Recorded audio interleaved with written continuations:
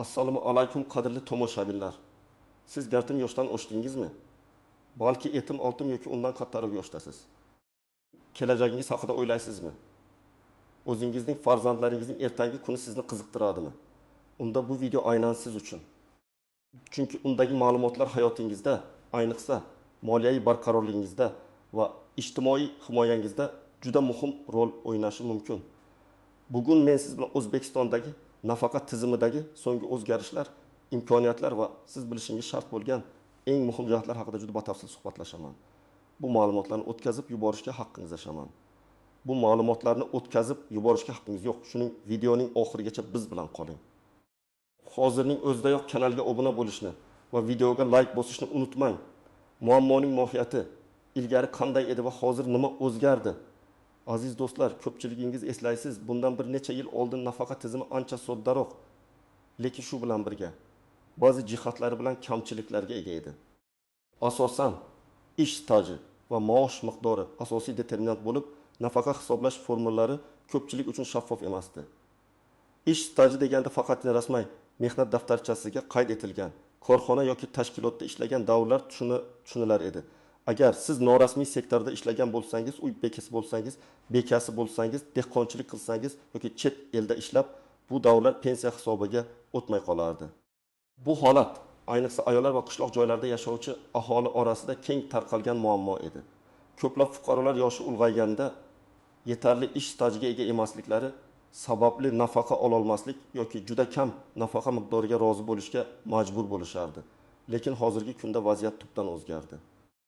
Hukumat ijtimoiy himoya tizimini, xususan nafaqa ta'minotini yanada adolatli va keng qamrovli qilish maqsadida bir qator jiddiy islohotlarni amalga oshirdi. Bu islohotlar asosan nafaqa yo'lini o'zgartirish, ish stajini hisoblash usullarini yangilash, norasmiy sektorda ishlaganlar uchun ham imkoniyatlar yaratish va eng muhimi nafaqa hisoblash jarayonlarini raqamlashtirish va shaffofligini oshirishga qaratilgan. Asosiy o'zgarishlardan biri shuki, endi nafaqa tizimi faqatgina rasmiy mehnat munosabatlariga asoslanib qolmaydi.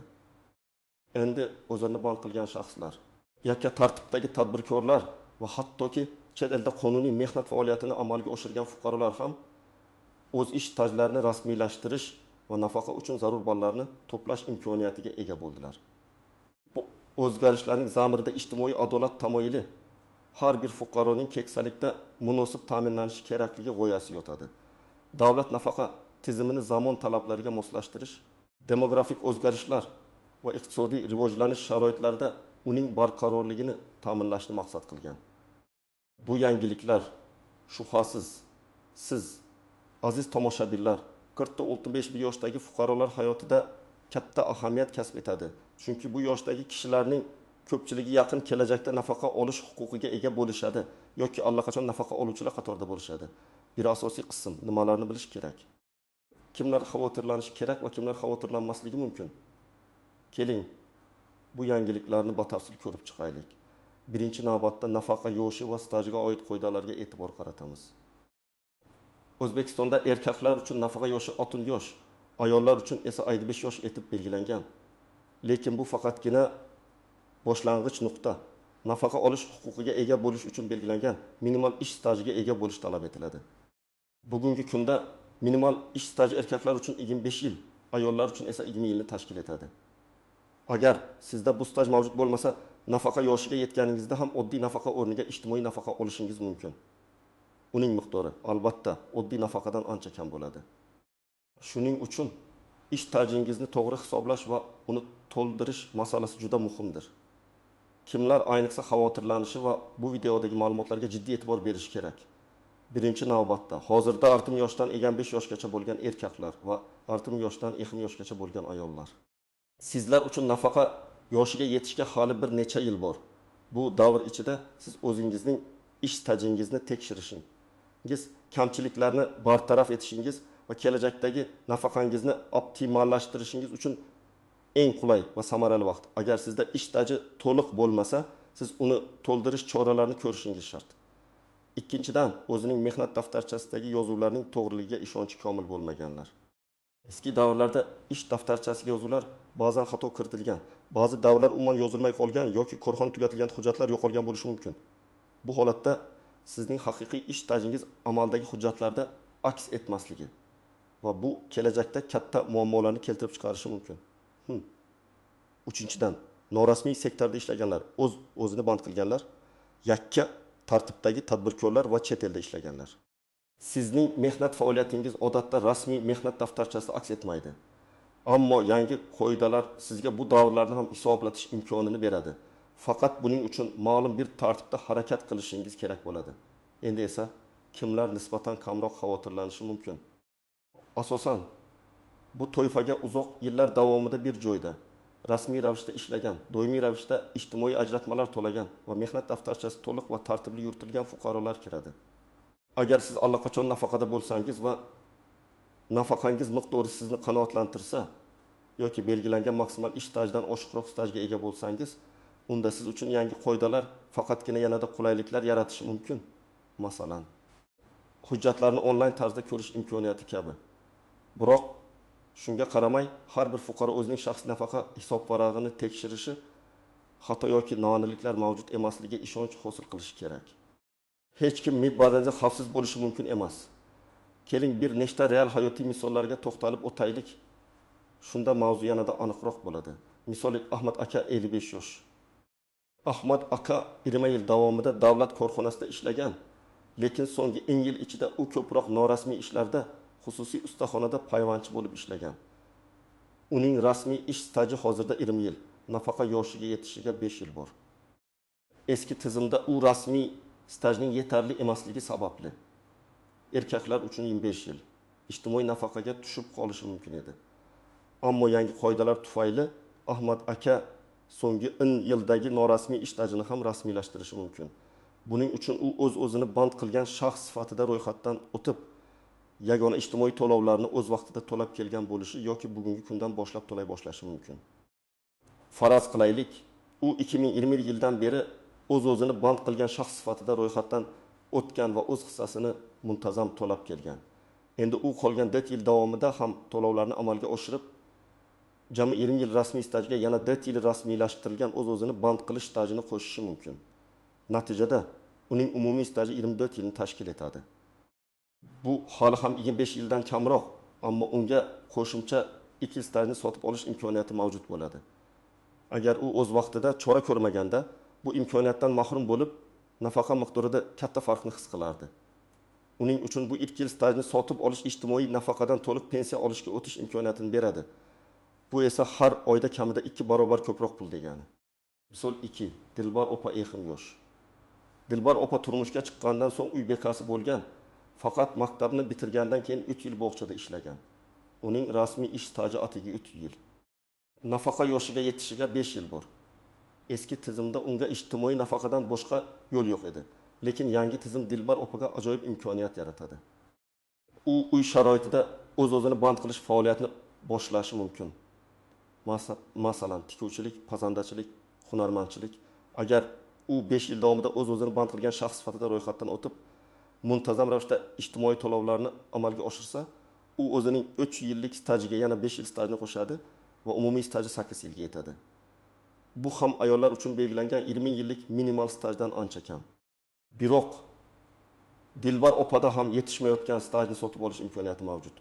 U hozirda taksiylik stajga ega, demak unga yana 12 yil staj kerak. Bu ancha katta miqdor, lekin nafaqa tizimi shu yilni sotib olish mexanizmini joriy qilgan. Bu qoida nafaqa yoshiga 5 yil qolgan davrda stajni sotib olish imkonini beradi. Har bir yil uchun ma'lum bir miqdorda, masalan, bazaviy hisoblash miqdorining 4-5 barobar miqdorda to'lov amalga oshiriladi. Dilbar opa uchun bu og'ir bo'lishi mumkin, ammo agar uning farzandlari yoki oila a'zolari yordam bersa, u to'liq pensiya olish imkoniyatiga ega bo'ladi. Har yili uchun 1.500.000 so'mdan 2 million so'mgacha bo'lgan miqdorni to'lab, 12 yil stajni sotib olgan taqdirda, u har oyda erta nafaqa olmasdan to'liq pensiya oladi. Bu juda katta farqni anglatadi. Misol uchun Sarvar aka 6 yosh. Sarvar aka butun ish faoliyati davomida, ya'ni 35 yil davomida bir davlat tashkilotida rasmiy ravishda ishlagan va mehnat daftarchasi namunali yuritilgan. Uning maoshi doimiy ravishda yuqori bo'lgan. Sarvar aka uchun nafaqa olish jarayoni ancha soddalashgan. Uning barcha ma'lumotlari elektron bazada mavjud. Chunki ish beruvchisi muntazam ravishda ijtimoiy ajratmalarni amalga oshirgan. Sarvar aka onlayn tarzda yagona interaktiv davlat xizmatlari portalida YIDI o'zining shaxsiy kabineti orqali ish stajini va nafaqa miqdorini hisoblatishi mumkin. Hatto nafaqa olish uchun arizani ham elektron tarzda yuborishi mumkin. Bu Sarvar aka uchun nafaqaxo'rlik davriga o'tishni sezilarli darajada osonlashtiradi va qog'ozbozlikdan xalos qiladi. Uning staji yetarli, maoshi ham yuqori bo'lgani sababli u maksimal miqdordagi nafaqani olishi mumkin. Bu holatda yangi tizim Sarvar akaga jarayonni soddalashtirib, vaqtini tejashga yordam berdi. U uchun xavotirga o'rin yo'q, faqatgina ma'lumotlarni tasdiqlab, arizasini topshirish kifoya. Bu misollar sizga vaziyatning qanchalik o'zgarganini va har bir shaxs uchun qanday imkoniyatlar yaratilganini aniq ko'rsatib beradi. Muhimi xabardor bo'lish va o'z vaqtida harakat qilishdir. Ikki asosiy qism: qoidalardagi istisnolar, e'tibordan chetda qoladigan jihatlar va noaniq nuanslar. Har qanday tizimda bo'lgani kabi, nafaqa tizimida ham ba'zi istisnolar, e'tibordan chetda qoldirib bo'lmaydigan nuanslar va tuzoqlar mavjud. Ularni bilish sizni ortiqcha bosh og'riqlar va vaqt yo'qotishlardan xalos qiladi. Birinchi navbatda nafaqa hisoblashda hisobga olinadigan davrlar haqida gaplashaylik. Ko'pchilik faqat ish stajini hisobga oladi, lekin unutmangki, nafaqa ta'minoti qonuniga ko'ra quyidagi davrlar ham ish stajiga tenglashtirilishi mumkin. Bolani parvarishlash ta'tilida bo'lish davri. Ayollar uchun jami 30 yilgacha bo'lgan davr ish stajiga qo'shiladi. Bu ayniqsa bir nechta farzandi bor ayollar uchun juda muhim. Agar Dilbar opa misolidagi ayol farzandli bo'lganda va har bir farzandi uchun 3 yildan uyda o'tirganda bu staj uning umumiy hisobiga qo'shilgan bo'lardi. 2. Oliy ta'lim muassasalarida kunduzgi bo'limda o'qish davri. Bu davr ham to'liq stajga qo'shiladi. Agar siz universitetni tugatgan bo'lsangiz, diplomingizni saqlab qo'yganingizga ishonch hosil qiling. 3. Harbiy xizmat davri. Har bir harbiy xizmat majburiyatini o'tagan erkakning ushbu davri ham hisobga olinadi. 4. Nogironligi bo'lgan shaxsga qarash davri. Agar siz birinchi guruh nogironga yoki 16 yoshgacha bo'lgan nogiron farzandingizga qaragan bo'lsangiz, bu davr ham stajga kiradi. Bu ko'pincha e'tibordan chetda qoladigan, ammo juda muhim jihat. Ikkinchi muhim nuqta: nafaqa hisoblash uchun asos bo'ladigan o'rtacha ish haqi. Nafaqa miqdori nafaqat stajga, balki so'nggi 10 yildagi ketma-ket tanlangan 5 yillik o'rtacha ish haqingizga ham bog'liq. Ko'pchilik bu nuansni bilmaydi va nafaqaga hujjatlarni topshirayotganda o'ziga eng foydali bo'lgan davrni tanlash imkoniyatidan foydalanmaydi. Agar sizning ish haqingiz faoliyatingiz davomida o'zgarib turgan bo'lsa, siz uchun eng yuqori maosh olgan 5 yillik davrni tanlash nafaqa miqdorini sezilarli darajada oshirishi mumkin. Bu qoida sizning shaxsiy tanlovingizga bog'liq, lekin uni bilmaslik sizni foydadan mahrum qilishi mumkin. Bu masalada pensiya jamg'armasi mutaxassislari sizga maslahat berishga majbur. Uchinchi muhim jihat: stajni sotib olish imkoniyati. Yuqorida aytib o'tganimizdek, agar sizning stajingiz yetarli bo'lmasa, uni sotib olishingiz mumkin. Lekin bunda ba'zi cheklovlar bor. Stajni sotib olish faqat nafaqa yoshiga yetishdan 5 yil oldin amalga oshirilishi mumkin. Ya'ni agar siz 6 yoshda nafaqaga chiqmoqchi bo'lsangiz, 25 yoshdan oldin staj sotib olish uchun murojaat qilishingiz kerak. Agar siz 26 yoshda bo'lsangiz, faqat 4 yil staj sotib olishingiz mumkin. Sotib olinadigan har bir yil staji uchun to'lov miqdori minimal ish haqining endi bazaviy hisoblash miqdori bir necha barobarda belgilanadi. Bu miqdor muntazam ravishda indeksatsiyalanadi. Shuning uchun aniq raqamni aniqlash uchun har doim pensiya jamg'armasining hududiy bo'limlariga murojaat qilish yoki rasmiy veb-saytlarni tekshirish muhim. Bu ba'zi oilalar uchun moliyaviy yuk bo'lishi mumkin. Ammo uzoq muddatli istiqbolda to'liq pensiya olish ijtimoiy nafaqadan ko'ra ancha foydaliroqdir. 4-dan norasmiy mehnat faoliyati va chet eldagi ish stajini rasmiylashtirish. Bu ko'pchilik uchun yangilik va ko'pincha tushunarsiz bo'lib qoladi. Agar siz o'z-o'zini band qilgan bo'lsangiz yoki yakka tartibdagi tadbirkor sifatida ishlagan bo'lsangiz, siz yagona ijtimoiy to'lovni muntazam ravishda to'lash orqali staj to'play olasiz. Bu to'lovlar miqdori har oyda belgilangan bo'lib, uni to'lash uchun soliq organlarida ro'yxatdan o'tishingiz kerak. Chet elda ishlaganlar uchun esa vaziyat biroz murakkabroq. Agar siz chet elda qonuniy mehnat faoliyatini amalga oshirgan bo'lsangiz va o'sha davlatda ijtimoiy ajratmalar to'lagan bo'lsangiz, O'zbekistonning ayrim davlatlar bilan tuzgan shartnomalari asosida bu stajni hisobga olish mumkin. Buning uchun sizdan chet elda ishlaganlikni tasdiqlovchi hujjatlar, mehnat shartnomasi, ish haqi to'g'risidagi ma'lumotlar, ijtimoiy sug'urta to'lovlari haqidagi kvitansiyalar talab qilinadi. Bu hujjatlar o'zbek tiliga notarial tasdiqlangan tarjima qilinishi kerak. Ammo agar siz chet elda norasmiy ishlagan bo'lsangiz, bu davrni rasmiylashtirish ancha qiyin bo'lishi mumkin. Ba'zi hollarda agar siz o'z-o'zini band qilgan shaxs sifatida O'zbekistonda ro'yxatdan o'tib, chet elda ishlab turib ham shu to'lovlarni amalga oshirgan bo'lsangiz, bu davr stajga hisoblanishi mumkin. Bu juda muhim nuans. Uni ko'pchilik bilmaydi yoki e'tibordan chetda qoldiradi. 5-dan nafaqa ta'minotining raqamlashtirilishi. Endi siz nafaqa bo'limiga borib, navbat kutib o'tirishga majbur emassiz. Yagona interaktiv davlat xizmatlari portali IDXP orqali siz o'z ish stajingiz haqidagi ma'lumotlarni tekshirishingiz, nafaqa miqdorini hisoblatishingiz va hatto nafaqa tayinlash uchun arizani elektron tarzda yuborishingiz mumkin. Bu juda katta qulaylik, ayniqsa yoki chekka hududlarda yashovchi fuqarolar uchun. Ammo buning uchun sizda elektron raqamli imzo, eriy bo'lishi va internetdan foydalana olish qobiliyati bo'lishi kerak. Agar sizda bu imkoniyatlar bo'lmasa, farzandlaringiz, nabiralaringiz yoki yaqinlaringizdan yordam so'rashdan tortinmang. Ular sizga bu jarayonda yordam bera oladilar. Erigan, aksariyat hollarda sizdan faqatgina pasport va ish daftarchasidagi ma'lumotlarni kiritish talab qilinadi. Boshqa ma'lumotlar, masalan, oliy ta'lim haqidagi diplomlar yoki nikoh guvohnomalari kabi hujjatlar ko'pincha davlat organlarining o'zaro integratsiyalashgan bazalaridan avtomatik ravishda olinadi. Biroq shunga qaramay, barcha asl nusxa hujjatlaringizni o'zingizda saqlab qo'yishni tavsiya qilaman. 6-dan nafaqa turini o'zgartirish. Ba'zi hollarda fuqarolar bir turdagi nafaqadan boshqa turdagi nafaqaga o'tishlari mumkin. Masalan, ijtimoiy nafaqa oluvchi shaxs keyinchalik yetarli staj to'plasa, yoshga doir nafaqaga o'tishi mumkin. Yoki boquvchisini yo'qotganlik nafaqasi oluvchi ayol o'zining yoshiga doir nafaqaga o'tish imkoniyatiga ega bo'ladi. Bunday o'zgarishlar odatda nafaqa miqdorini oshirishga xizmat qiladi. Shuning uchun bu imkoniyatni ham e'tibordan chetda qoldirmaslik kerak. Pensiya jamg'armasiga murojaat qilib, o'zingizga qaysi nafaqa turi ko'proq foyda keltirishini aniqlab olishingiz mumkin. Bu kabi noaniq nuanslar va istisnolarni bilish sizga nafaqa tizimining murakkab labirintidan to'g'ri yo'l topishga va o'z huquqlaringizni to'liq himoya qilishga yordam beradi. Esda tuting, davlat sizga berilgan huquqlardan foydalanish uchun ma'lumot beradi. Ammo bu ma'lumotdan to'g'ri foydalanish o'zingizning mas'uliyatingizdadir. Amaliy maslahatlar, tomoshabinlar nima qilishlari kerak? Aziz do'stlar, endi eng muhim qismga keldik, amaliy tavsiyalar. Siz yuqoridagi barcha ma'lumotlarni eshitdingiz, endi esa nima qilish kerakligi haqida aniq ko'rsatmalar beraman.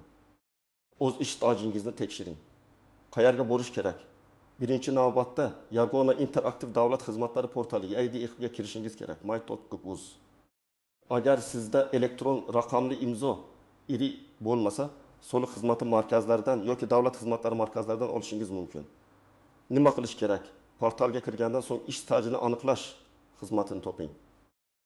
Pasport ma'lumotlaringizni kiritganingizdan so'ng sizning elektron mehnat daftarchangizdagi barcha ma'lumotlar, to'langan ijtimoiy to'lovlar va hisoblangan ish stajingiz haqidagi axborotni ko'rishingiz mumkin. Agar ma'lumotlar to'g'ri bo'lmasa, nima qilish kerak? Xato yoki kamchiliklar borligini aniqlasangiz, masalan, biror davr yozilmagan bo'lsa, darhol harakat qiling.